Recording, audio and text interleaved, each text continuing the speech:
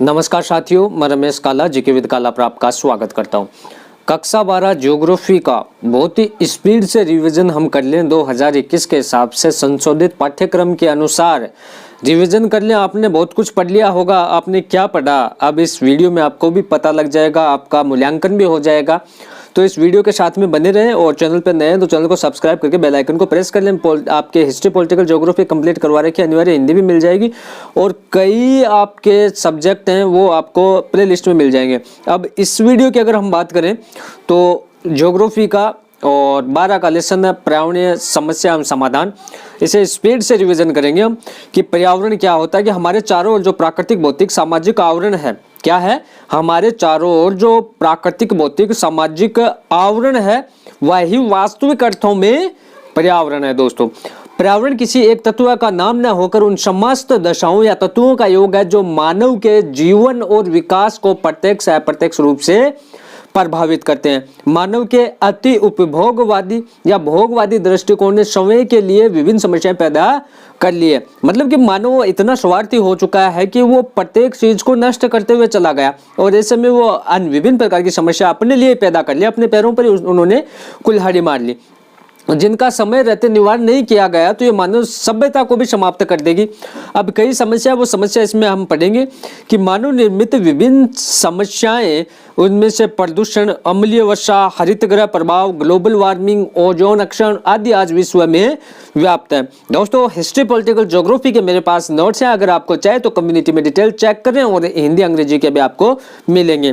पर्यावरण के किसी भी तत्व में होने वाला अवांछनीय परिवर्तन जिसके द्वारा सजीव जगत पर प्रतिकूल प्रभाव पड़ता है उसे प्रदूषण कहते हैं। तो प्रदूषण किसे कहते हैं कि पर्यावरण में किसी भी तत्व में होने वाले अवांछनीय परिवर्तन, मतलब सही परिवर्तन ना हो, गलत परिवर्तन, गलत इफेक्ट जिस पे पड़े वो सजीव जगत के प्रतिकूल प्रभाव पर, उस सजीव जगत पर, मनुष्य जीवन पर उसका प्रतिकूल प्रभाव पड़े, गलत प्रभाव पड़े तो वो क्या प्रदूषण कहलाता है।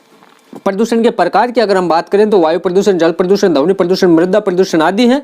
और इनमें से वायु प्रदूषण को आप देख सकते हैं कि वायु प्रदूषण एक ऐसी स्थिति है जिससे बाह्य वातावरण में मनुष्य और उसके पर्यावरण को हानि पहुंचाने वाले तत्व सघन रूप से एकत्रित हो जाते हैं। सामान्य अर्थों में प्राकृतिक तथा मानव जनित स्रोतों से उत्पन्न बाहरी तत्वों में वायु के मिश्रण के कारण वायु की संतुलित दिशा है, वो वायु असंतुलित दशा है कि वायु में इस प्रकार के गंदे इफेक्ट पड़ गए, जैसे कि इसमें बताया गया है कि मानव जनित स्रोतों से उत्पन्न बाहरी तत्वों में वायु के मिश्रण के कारण वायु प्रदूषण असंतुलित हो गया, जिससे वायु प्रदूषण हो गया। वायु प्रदूषण के कारण आप देख सकते हैं कि वायु प्रदूषण को दो भागों में बांटा जा सकता है, एक तो प्राकृतिक कारण, एक अप्राकृतिक कारण। प्राकृतिक कारण जो ऑटोमेटिक हो जाता प्रकृति से, अप्राकृतिक कारण तो हम खुद जिम्मेदार हैं। तो ये प्रकृति की देन है प्राकृतिक कारण। ज्वालामुखी उद्गार से निकलने वाले पदार्थ हैं, धूल भरी आंधियां हैं, तूफान है, इससे वायु प्रदूषण होता है। अप्राकृतिक कारणों की अगर हम बात करें तो वायु को प्रदूषित करने में सबसे बड़ा योगदान मानव का ही है, क्योंकि घरों में जलाने वाले ईंधन, उद्योग, परिवहन साधन, धूम्रपान, रसायनों का उपयोग किया जाता है। वायु प्रदूषण के दुष्परिणाम कौन कौन से हो सकते हैं? वायु प्रदूषण का मानव स्वास्थ्य पर दोस्तों प्रतिकूल प्रभाव डालता है, यह अनेक रोग उत्पन्न करता है। वायु प्रदूषण एक ऐसा धीमा जहर है जो कर्मिक रूप से संपूर्ण पर्यावरण, जैविक अजैविक जगत को प्रभावित करता है। वायु प्रदूषण वनस्पति पर प्रतिकूल प्रभाव डालता है, इससे महानगरों और नगरों पर कोहरे के गुंबद बन जाते हैं। वायु प्रदूषण को हम कंट्रोल कैसे कर सकते हैं, नियंत्रण के उपाय देख सकते हैं। वृक्षारोपण किया जाए, क्षेत्रफल के कम से कम 33% भाग पर वन हो, ग्राम नगर के समय पर हरित पेटी का विकास किया जाए, वाहनों द्वारा किए जा रहे प्रदूषण पर नियंत्रण किया जाए, जीवाश्म ईंधन का उपयोग कम किया जाए, उद्योगों में नवीन तकनीक का उपयोग हो, शहर में दूर स्थापित हो, सौर ऊर्जा एवं पवन ऊर्जा के उपयोग को बढ़ावा दिया जाए। उसके बाद में जल प्रदूषण। जल प्रदूषण कैसे होता है कि जल की भौतिक, रासायनिक, जैविक विषमताओं से होने वाले अवांछित परिवर्तन जिसमें मानव और समस्त जीवों का बुरा प्रभाव पड़ता है, जल प्रदूषण कहलाता है। संक्षिप्त में जल प्रदूषण के कारण अगर हम देखें तो औद्योगिक अपशिष्ट है, तापीय दूषित जल है, वायुमंडलीय कण है, खनिज तेल है, रेडियो धर्मीय अपशिष्ट है, घरेलू वाहित जल है। उक्त सभी पदार्थ स्वच्छ जल में मिलकर जल को प्रदूषित करते हैं। जल प्रदूषण के दुष्परिणाम की अगर हम बात करें तो कौन से दुष्प्रभाव निकलते हैं कि प्रदूषण जल में विषाक्त पदार्थों के साथ साथ कई बीमारियों के जीवाणु विषाणु की संख्या में वृद्धि हो जाती है। इसके कारण जलीय जीवों की मृत्यु हो जाती है और मनुष्य में हैजा, पीलिया, पेट के रोग हो जाते हैं। यूएनओ की एक रिपोर्ट के अभाव में डायरिया के कारण विश्व में 2300 लोग प्रतिदिन मर रहे हैं। जल प्रदूषण से नदियों का पानी दूषित हो रहा है। उदाहरण के लिए भारत में यमुना नदी में कानपुर शहर में चमड़े के परिशोधन में प्रयुक्त जल को प्रवाहित किया जाता है।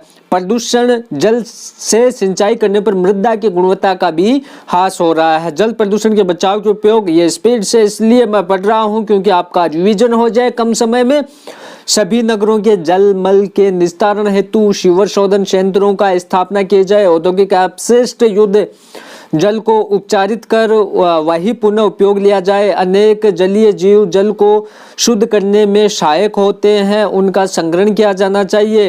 रासायनिक कृषि के स्थान पर जैविक खाद की खेती हो, प्रोत्साहित इसको किया जाना चाहिए। जल चेतना का जागृत करना चाहिए। ध्वनि प्रदूषण की अगर हम बात करें दोस्तों तो इसे ध्यान से पढ़ें।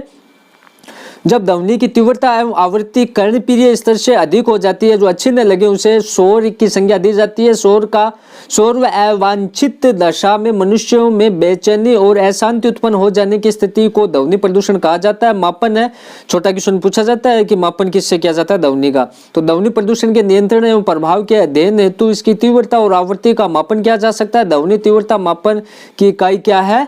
डेसिबल है। 80 से 120 डेसिबल से अधिक की सभी ध्वनियां ध्वनि को प्रदूषण करती है।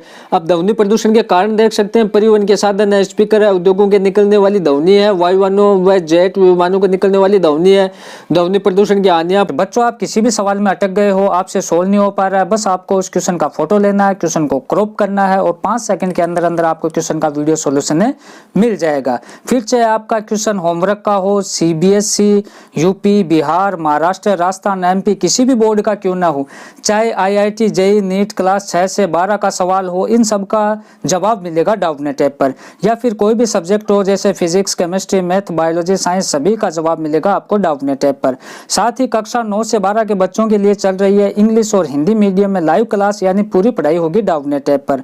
3 करोड़ से ज्यादा डाउटनेट ऐप पर लोग पढ़ाई कर रहे हैं, तो डाउनलोड करें डाउटनेट ऐप को, लिंक डिस्क्रिप्शन में दिया। ध्वनि प्रदूषण का मानव के मस्तिष्क पर प्रतिकूल प्रभाव पड़ता है। इससे मनुष्य में चिड़चिड़ापन, बहरापन, अत्यधिक उच्च ध्वनि के व्यक्ति के स्थायी रूप से श्रवण शक्ति भी समाप्त हो जाती है, जिससे व्यक्ति पागलपन की तरह व्यवहार करने लगता है। और ध्वनि प्रदूषण के रोकने के उपाय अगर देखें तो इसके लिए मूल रूप से शोर करने वाले सभी जीवों को नियंत्रित किया जाना चाहिए।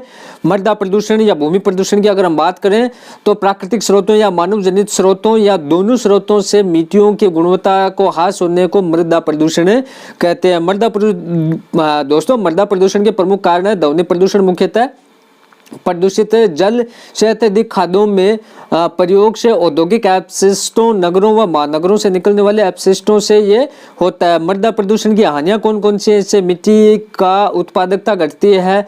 मिट्टी से कृषि योग्य भूमि को लगातार कमी हो रही है। इससे होने वाली प्रमुख बीमारियों में पेचिश, प्रवाहिका, हैजा, आंखों के रोग तथा तपेदिक प्रमुख है। मृदा प्रदूषण अन्य पर्यावरणीय प्रदूषणों को जन्म देती है। अन्य प्रदूषण में हम देख सकते हैं तो वाहन प्रदूषण, विकिरणीय प्रदूषण, तापीय प्रदूषण, औद्योगिक प्रदूषण, कूड़े कचरे के प्रदूषण, समुद्री प्रदूषण आदि है। अम्लीय वर्षा की अगर हम बात करें तो यह वर्षा जिसके पानी में carbon dioxide, sulphur dioxide, nitric oxide जैसे गैसें मिल जाती है, अम्लीय वर्षा कहलाती है। हरित गृह प्रभाव पृथ्वी के तापमान में निरंतर वृद्धि होने की समस्या है, क्योंकि सूर्य से आने वाले ताप को पृथ्वी पर तो रोक लिया जाता है पर उसे वायुमंडल से बाहर नहीं निकाला जा सकता है। ग्रीन हाउस प्रभाव के मुख्य दुष्प्रभाव कौन कौन से हो सकते हैं? दुष्परिणाम कौन कौन से हो सकते हैं? तापमान में वृद्धि होती है, वर्षा में वृद्धि होती है, समुद्र स्तर में वृद्धि होती है, समुद्र जल स्तर में वृद्धि होती है, वनस्पति क्षेत्रों में परिवर्तन होता है, बीमारियों के स्तर में वृद्धि होती है, जैव विविधता को खतरा होता है और ओजोन परत में ओजोन गैस की सांद्रता में कमी के कारण विशालकाय क्षेत्र में ओजोन रहित छोटे छोटे छिद्रों को ओजोन छिद्र कहा जाता है। ओजोन परत के अक्षरण से होने वाले खतरे कौन कौन से हैं? ओजोन परत के बिना हम जिंदा नहीं रह सकते, क्योंकि पराबैंगनी किरणों के कारण कैंसर, फसलों को नुकसान, समुद्री जीवों को खतरा पैदा हो सकते हैं। ओजोन परत के क्षरण का एक खतरा इसके कारण ध्रुवों के पिघलने का भी है। अंटार्कटिका के ओजोन में एक बड़ा छेद हो गया है दोस्तों।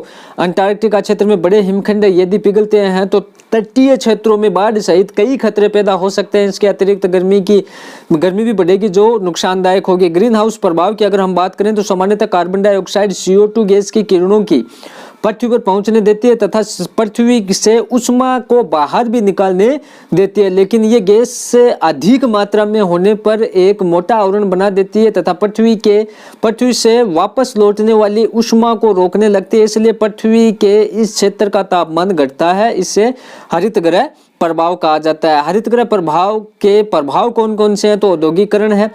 तो उद्योगों में कोयला, पेट्रोलियम आदि ऊर्जा के लिए दहन किया जाता है और हानिकारक गैसों का निष्कासन होता है जो हरित ग्रह प्रभाव को लिए उत्तरदायी होते हैं। वनों का विनाश होता है, जीवाश्म ईंधन का दहन होता है, रेफ्रिजरेटर या एयर कंडीशनर का प्रयोग होता है। हरित ग्रह प्रभाव के दुष्परिणाम कौन कौन से हैं? तो इसमें आप देख सकते हैं कि तापमान में वृद्धि, वर्षा पर प्रभाव, समुद्र जल के स्तर में वृद्धि, वनस्पति क्षेत्रों में परिवर्तन, बीमारियों के स्तर में वृद्धि। तो हमने पूरी ज्योग्राफी को स्पीड से रिवीजन करेंगे जिससे कम समय में आप रिवीजन कर सको, क्योंकि अब समय बहुत कम बचा आप लोगों के लिए। तो अगर किसी भी सब्जेक्ट के नोट्स चाहिए, अनिवार्य Hindi, English, history, political, geography, तो कम्युनिटी में आप जाकर देखें। वीडियो को लाइक कर दें। धन्यवाद दोस्तों।